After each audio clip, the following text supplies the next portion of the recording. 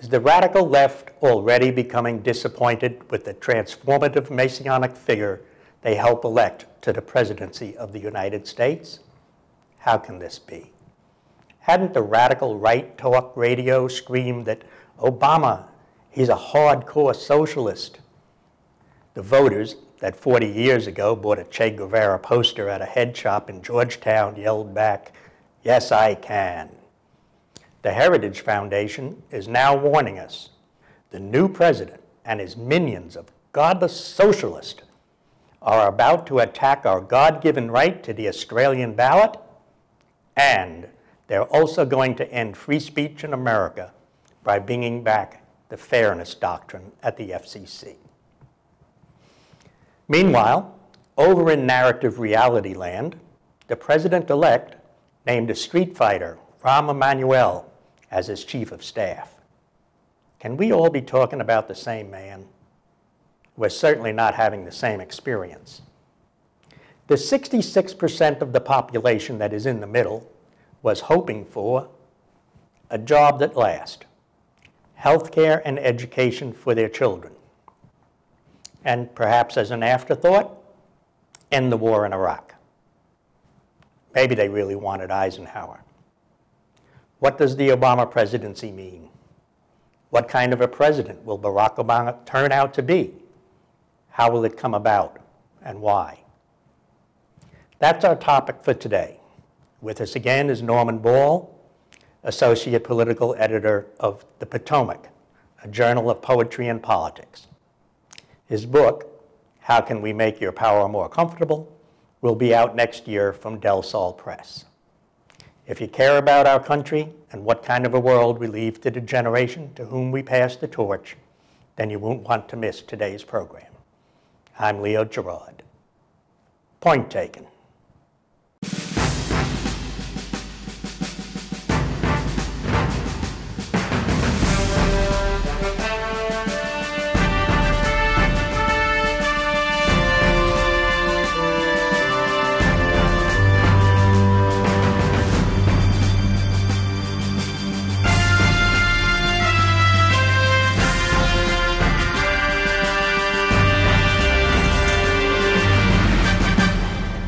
Norman, welcome to today's program. Thank you for having me again, Leo.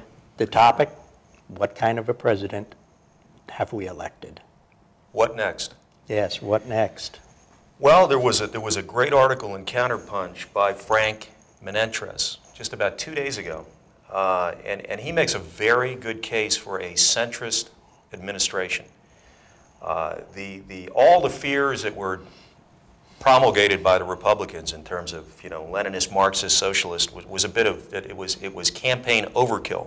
I had the feeling Barack Obama did not have a picture or a poster of Che Guevara. That was a horrible rumor. That was just a rumor. They have not located that poster. We have. On the contrary, and I don't think it's too presumptuous to start to make projections as to what we should expect, even though, with all due respect, Obama is still our president-elect and not our president.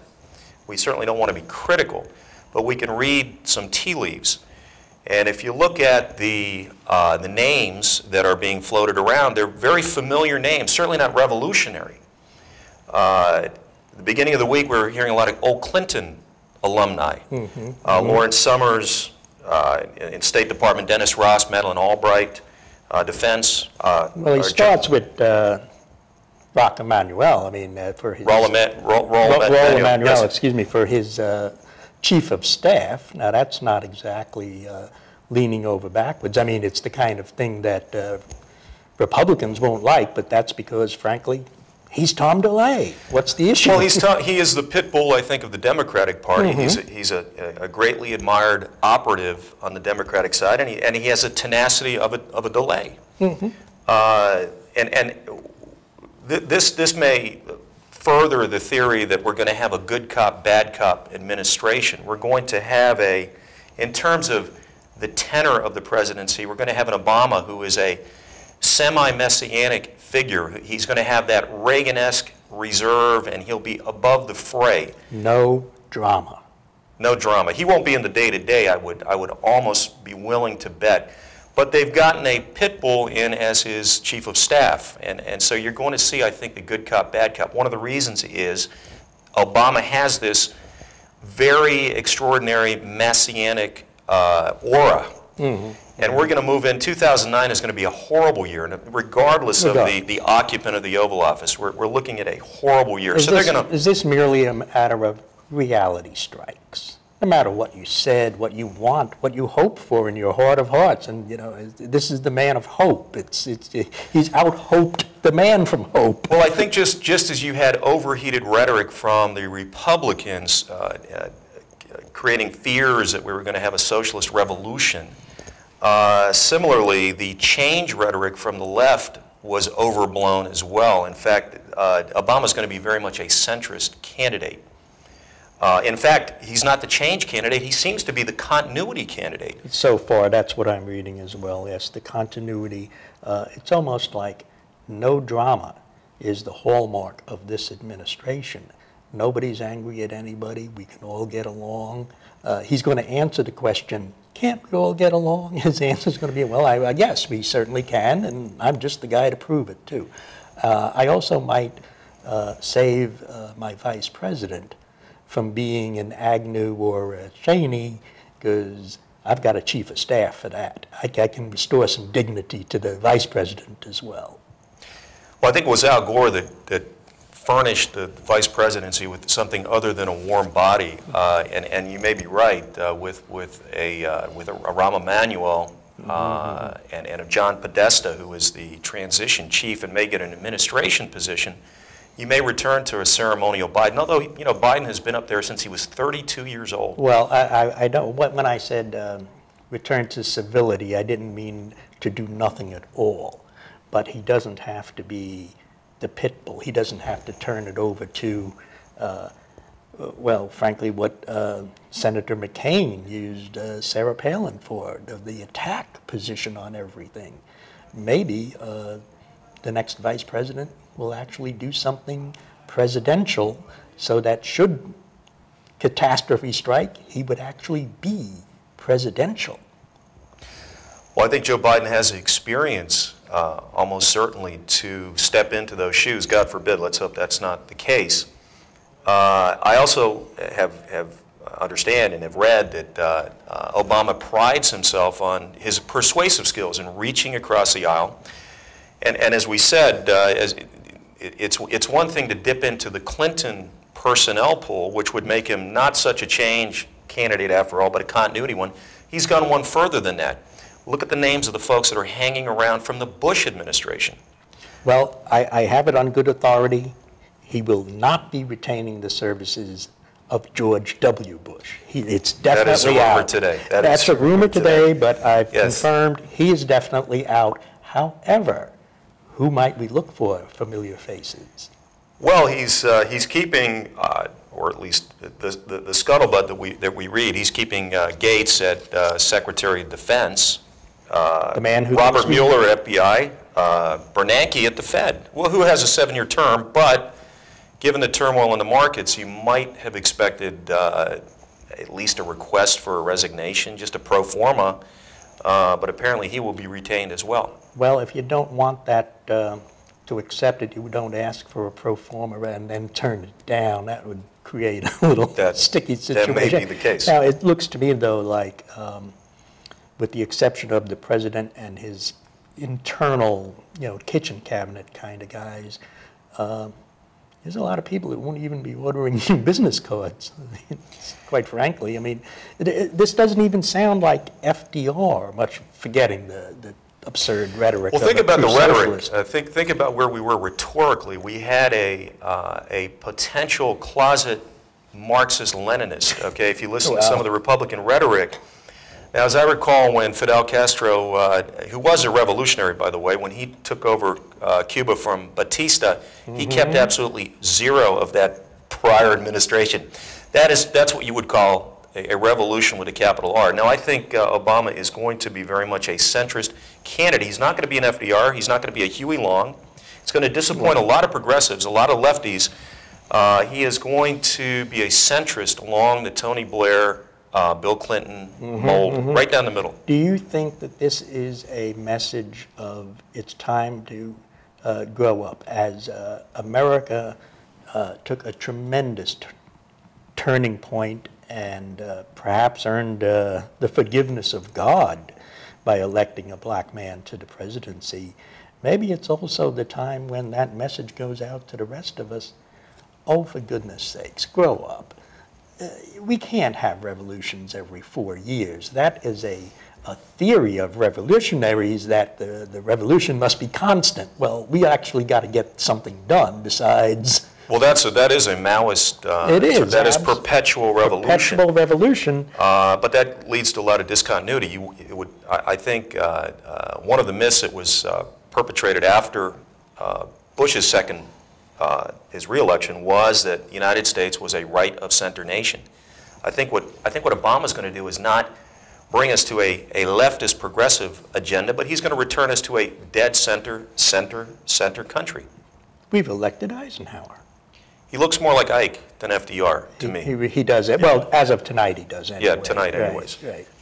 But having said that, Leo, I would also add that I would say that by electing an African American, it is a tremendous step forward. It's not merely symbolic. It is a substantive indication this country has moved forward in a social sense. That is cause absolutely for celebration. Having said that, I think people overinterpolate the symbolic nature of that event, and they read into his administration as being similarly transformative. That's where I think the error is. I think we're going to find he will be quite centrist and rather non-revolutionary, if that's a word. Well, I think one thing that I noticed when Colin Powell said, I'm casting my lot with Barack Obama, and he very eloquently on Meet the Press explained that Barack Obama would be a transformative figure. And I gave that some thought after the program and realized, but that's not well defined. Everybody listening will interpret transformative figure. If you are a hardcore, beyond the conservative pale, you're thinking Che Guevara. If you're a hardcore leftist, you're probably thinking, oh good, the return of FDR, and FDR at the height of his. Well, it's a little bit of a paradox. I don't know that you could have a genuine and authentic sea-level change in the governance of this country with the same old suspects and the same old personnel. And I say that not just to point to the Clinton alumni, but as you say, from a continuity standpoint, he's retaining a significant number of Bush people as well. That doesn't ring true with the rhetoric. I think the rhetoric, as always happens in American politics, we start at the nomination phase, and it's the right and the left fringe who are the activists. Right. And slowly but surely through the campaign, as we get into the general election, we move to the center. And I think we're seeing that, and we're going to see it in the Obama administration. Well, I think we saw it certainly in Clinton. I mean, he wasn't in office, again, almost like Obama, he wasn't in office when he began tacking to the center and governed almost from the center, much to the chagrin of people that were looking for an enemy. Thank God his personal life was the height of indiscreet, otherwise they wouldn't have had a scandal to look to. As we said last week, the United States has always been a centrist nation. I think Obama is returning us to our natural state, and I feel we had an 8-year departure to right-of-center politics. So it's not a catastrophe that we're not going to have, a radical leftist agenda a la like a Europe, a Christian socialist agenda, similar to perhaps Italy or even Germany. That's not going to be in the cards for the United States. France, that would really or even France, yes. Yeah, God forbid. God forbid. But perhaps, how do you feel about then this, my notion that, well, perhaps what we have here is dare I use the phrase, a return to normalcy. The middle of things, where that 66% of America lives, not the people who live inside the Beltway, not the people who read Politico. They don't even know what that, and they certainly don't get The Hill as a newspaper. They have real lives. They have actual things to do all day long. We talked last week about the artificiality of the polarized red-blue. That is very much a fiction, I believe. It's a creation by the activists in either party. The heart and soul of America, in my opinion, is in the middle. So to the extent we return to that middle, yes, it's going to disappoint progressives and those who worked hard to bring Obama into power, but it's going to conform well to the expectations and the embedded ideology of the average American. The ideology of the average American, in my opinion, Norm, is that they don't have a hardcore ideology. It has to be instilled in them for political purposes. As Mr. Bush said, I am a uniter, not a divider, and then immediately began painting, with the help of Dick Cheney, of course, the entire United States into you're either red or you're blue. I mean, the electorate didn't cry out for being split like that. Yeah, the red-blue distinctions and all these political distinctions, the soccer moms, et cetera, are imposed from the top down. From the top down. These do not percolate up from the ground roots. It's made to seem that way. It's a divide and conquer strategy. But it's made to seem that way by people who announce, I'm a soccer mom, and that means I'm like you. We're going to have to take a break here for a moment. We'll be right back. Okay. Please don't go away.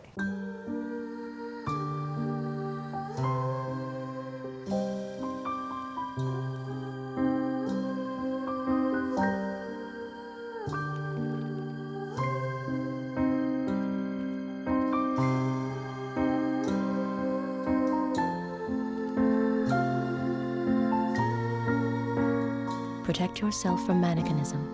Volunteer. Vote. Stay informed. It's easy to get involved. We had really come to the conclusion that the Obama presidency was not going to be a radical presidency of any kind. I mean, it may disappoint some people, but my personal opinion, 66% of America constitutes middle America. Norm, where are you on this? Is this, what does that mean? Well, I tend to agree that the vast majority of Americans, fortunately, are rather sensible, pragmatic, moderate, down-the-middle people. And I think Obama is going to move in that direction, but he's going to move incrementally, and he's not going to swing exceedingly to the left. And as we've said, this is going to disappoint a lot of progressives. But I guess the entrails were there to be read, Leo. If you were to take a look at three of his top 7 corporate campaign contributors were Wall Street banks. Number 2 was Goldman Sachs. Right. J.P. Morgan and Citigroup.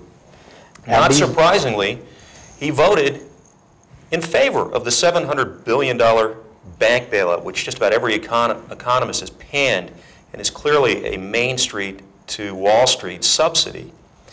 This is not Fidel Castro. I wanted to ask about that, though. Perhaps, could the hard left have been right, or maybe the hard right was even more right when they said, see, I told you, socialism, socialist, but not the way the hard-working true lefties, the true believers, the people that worked on this campaign for 2 solid years, who never missed a meeting, who gave $25 out of every paycheck because they wanted health care on January 21st. They wanted us out of on the 21st. This is not a programmatic socialist revolution. This was not led by the workers of America. On the contrary, it was the banks that went to Secretary of the Treasury Paulson with their hats in their hands and asked to be nationalized. And it was a Republican administration and Republican secretaries and almost all government agencies who said yes, loud and clear, and did something that the true conservatives on the Hill, Barry Goldwater, would have just practically fainted or swooned at the notion of what you've not only socialized some things without nationalizing them, you've socialized failure. You've socialized the losses and privatized the gains. It's the most, in fact, communism, I think, is a little more fair-minded. This was a case to the extent of that capitalism has been compromised. Capitalism is destroying capitalism. This is no worker-led revolt by any means. It's not a Marxist programmatic proletarian revolution. I very often have thought that the greatest sin that the right will never forgive FDR for was it was FDR who saved capitalism more than any other thing. You may not like the ways in which he did it, but you can't have a for-profit company when nobody has any money to buy anything. Well, I'll tell you what, if we're both incorrect here and we are moving down the path of socialism, George Bush was the forefather and he started the ball rolling. It was the Bush administration, by great irony, allegedly laissez-faire Republican administration. So and if we are incorrect, it was his secretary who had the unmitigated gall, in my opinion, to come to actually the other secretaries with a 3-page memo on why he should have sole signature authority on $700 billion of taxpayer funds with no oversight from Congress or anybody else. This is staggering thing for any secretary to attempt to pull off. Did he really think that that was going to fly? Well, he may have been playing, the desperation card. Remember, he was down on bended knee to Speaker Pelosi, pleading with her to cooperate in having this TARP bill passed. As it turned out, we hurry up and waited because the banks didn't collapse overnight as had been suggested. And we're also finding, to our chagrin, if not our utmost horror and disgust, that the money that has been received by the 9 banks to date has actually is just about matched dollar for dollar to the Wall Street bonuses. Now, the banks have an interesting strategy, or certainly a defense. It's the left pocket, right pocket defense. They say, we only take our bonuses from our period earnings. So therefore, it's an income statement issue, but that's, bucket. However, the money you're giving us is going to shore up our balance sheets. Which is a different bucket. So that makes So they pat us on the head and expect us to believe that, which is really an insult to the average American's intelligence, I think. We all know a dollar is a dollar is a dollar, regardless of the pocket it comes out of. But this is the argument they're preparing to make. But even if they make that argument, what can they sell to the average person? And let's say, for the sake of argument, okay, from an accountant's point of view or an economist's point of view, the bank manager's point of view, they're right. However, should not the average American look at him and say, but I don't care about that part of the issue. Well, you got the dollar from me, no matter how you spread it out. This is a fascinating, and the timeliness of it, just as it fell across the 11th hour of our election. This is going to, I believe, this issue, and I believe President Obama's response to it is going to flush him out as the centrist that he is. He's going to be remarkably complacent. Now, the challenge he has politically is to somehow sell this bailout, which he also voted for. And he was rather ambivalent on the AIG bailout, I might add as well. He said, well, it's up to the Fed. We don't know the details. We will trust the Federal Reserve to remember the AIG. But he must have gotten converted to here somewhere because he's keeping the Fed. Well, he's retaining Bernanke. Did he become convinced, do you think? Or? Well, I mean, Bernanke is not, the Federal Reserve Chairman serves a 7-year term, and it does overlap into the Obama administration, obviously, so that's not really an appointee per se, but at the same time, I think the very fact that John Corzine, for example, is on the short list for Secretary of Treasury, right, a former Goldman Sachs CEO, conceivably could be taking the baton from another former Goldman Sachs CEO This Mr. is Paulson. change. I want This is everybody to change know. with a small No, c. This is the change we've been looking for. Yes. Okay, This- I see. And so we're starting to see the bumper sticker complexion of this change agenda. And I'm looking for the change, and I'm seeing the same faces, not only from the Clinton administration, but conceivably from the Bush administration as well. So change might be, again, the way one president said, "I'm the uniter, not the divider," and then proceeded to divide, probably not any, as badly as maybe back to the Vietnam War, if not to the Civil War, and basically carrying all of the original Confederacy, as McCain seems to have done. So change might be, the change that we're going to get might be civility. No more craziness. Not every single decision by every department head and every utterance results in a cry from the hard right of treason, subversion. Well, I think Obama exudes a certain reasonableness and a certain intelligence. I don't think, we could be talking about a management style as opposed to a substantive ideological change. But maybe this is something that the average American citizen wants. When they said, "I want change," it might be simply that this is the way we articulate, "I am sick and tired of constantly being sick and tired of something. I'm outraged at being outraged every 24 hours. I don't have that many more outrages left. I need this energy. I have to raise a family. I got a job to go to." Well, if you remember the outrage over Watergate, we seem to have a half a dozen Watergates almost a day. It's hard to summon the outrage as a citizen with the drip, drip, drip. And to the extent that we don't get a substantive ideological change with Obama, the very fact that he, as you say, restores a certain civility, a certain reasonableness to the office is a C-level change in and of itself. Norm, you got the last word there. That's it for this week. Next week, next topic, let's take a look at the American economic scene. I don't mean fiddling around the edges about what bucket and what dollar goes where and here. What do we mean about the economics of America? What are we looking for? What kind of an economic system is America going to go forward with? I'm Leo Gerard, Point Taker.